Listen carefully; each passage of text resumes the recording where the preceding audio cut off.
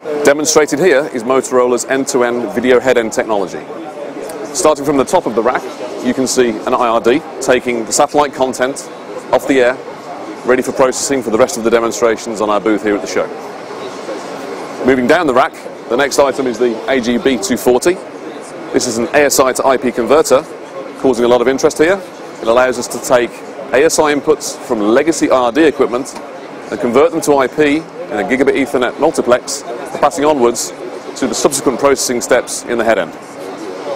Moving now further, we have our very widely deployed cherry picker products, the DM6400 and the CAT1000. The roles of these devices is to accept and create multiplexes for the onward processing and distribution of the content, and to support the creation of the channel lineup that needs to be deployed in the operator's network. The content that's being created out of the cherry pickers is then passed on to the next set of items, which is our cable processing equipment. The Cable Vista unit takes IP input from a digital head end and converts it into the analog domain, so that cable operators can continue to support their existing analog subscribers off their new digital head end.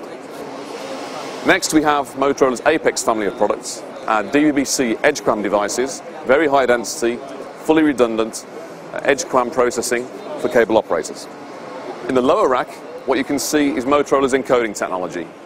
You can see our current generation 4100 and 5100 platforms, as well as our next generation 6000 series.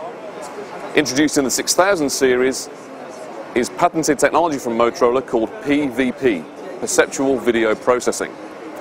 PVP provides a pre-filter of the content before the encoding step, based on our patented research into how the human visual system understands and appreciates detail in a moving image.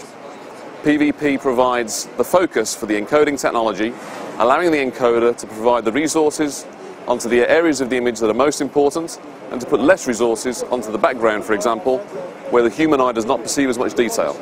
This allows us to reach some very low bit rates for very high definition content. Over on this side is an example of the kind of detail and bit rate we can actually achieve with our next generation encoding platform.